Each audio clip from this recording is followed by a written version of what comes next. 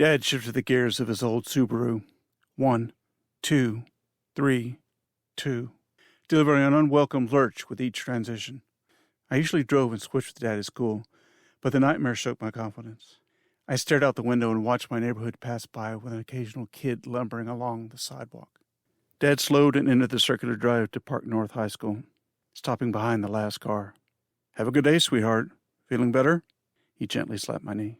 I took a deep breath. I'm okay. I got out of the car, retrieving my pack and lunch from the back seat. "Love you," he said just before I closed the door. "Love you too," I said through the class. Making my way to the main entrance, I pulled my ID badge from my pack and slung it around my neck. I really didn't want to be here. I couldn't wait for it to be October. By then, I'd have my license, my freedom, and be rid of this Dallas heat.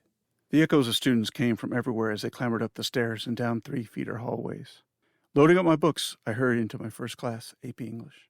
It was so tough that students called it EFL, English as a First Language. I took a seat in the middle of the room and got comfortable. Dr. Van Vogt glided in and called roll. Her silver hair cut tight and her glasses provided an austere presence. 15 names down, she called me. "Lucinda Locke?" "Here." I raised my hand in a half gesture. Dr. Van finished roll and droned on about our current reading assignment. "We'll have a test on Thursday over the first 4 chapters of Moby Dick. Don't even think about using cheat notes. They won't help you." "Then why does she freak out about them?" asked a voice to my right, whispering through the clenched teeth of a ventriloquist. I gave a knowing smirk to my friend Maggie. Her head never turned away from the front of the class. Her superpower was making me laugh. English mercifully ended, and after being excused, Maggie and I dashed out the door. In the hall, Maggie brought a hand to her head. "Luce, oh God, I'm so bored with school. I want to puke." "Yeah, Mr. Wilkes' class puts me to sleep." I dropped my head and gave a fake snore. Maggie squinted. "Wilkes is a perv. I always catch him staring at me." "I think he's intrigued with your fashion sense." I did an exaggerated scan of my friend for effect. She bristled at the suggestion. "I wear what I want, and I don't care what he thinks." Maggie is fearless. Today she wore red jeans with big ragged holes at the knees. Her blouse was yellow with purple flowers.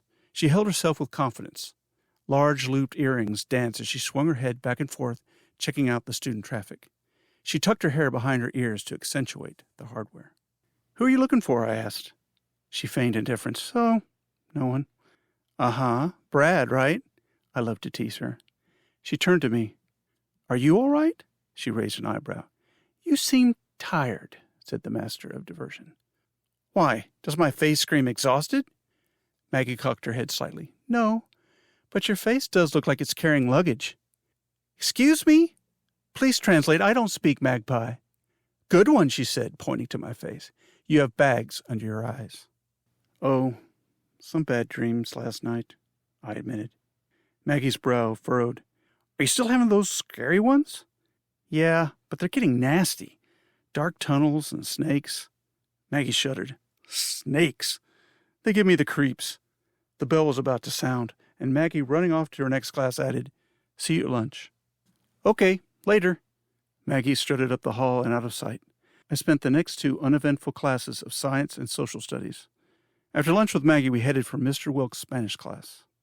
Mr. Wilkes explained that every Monday would be language lab. He broke out the headphones, and we listened to vocabulary words and sentence structure used in the vernacular, as he would say. This was much more beneficial. He was a good teacher, but he butchered his Spanish with a heavy Texas accent. The words flowed more naturally through headphones, and I could visualize them better.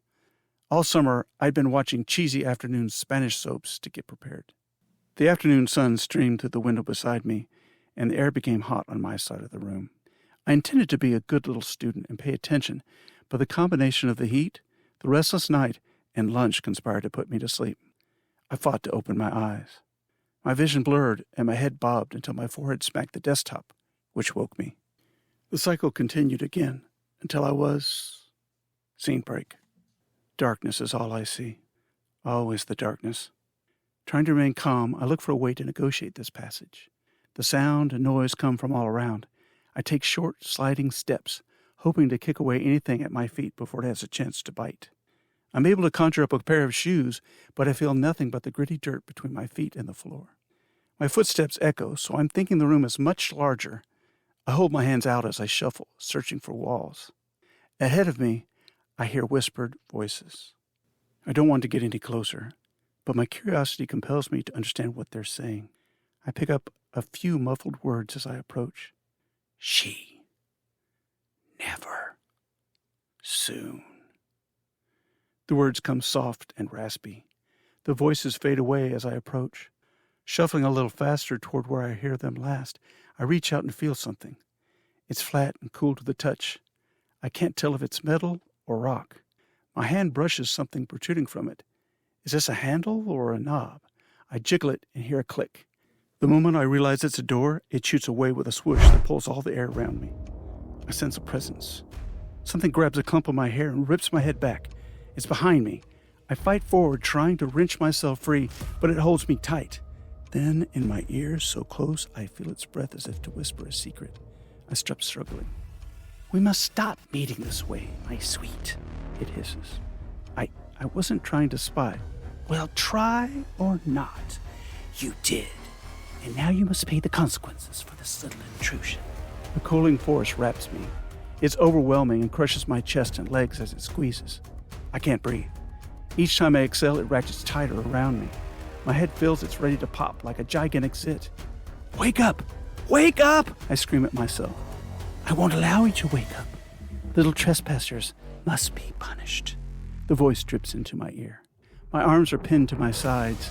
Freaking out and struggling with every bit of strength, I scream as if being murdered. My body thrashes violently as I fall backward. Scene break. I smashed into the floor and continue to flail and scream. The crushing force disappeared, and I was someplace else. Opening my eyes, I lay sprawled out on my back across the classroom floor, with my chair underneath me. My eyes adjusted to the lights and saw the faces of my classmates pop up, prairie dog style, in the periphery of my vision. Their mouths agape and their eyes bugged out, unblinking, so as not to miss a single instant of the scene in front of them. Jerks. She's lost it, someone said. Are you all right? Asked Maggie. I sat up, feeling the weight of everyone's stares. Managed to get to my feet. I kept my eyes downcast and noticed a large chunk of hair lying on the floor. I wanted to climb into a hole and die from embarrassment. Lucinda, why don't you go to the nurse's office? Said Mr. Wilkes. And tell her what? That I'm a freaking lunatic?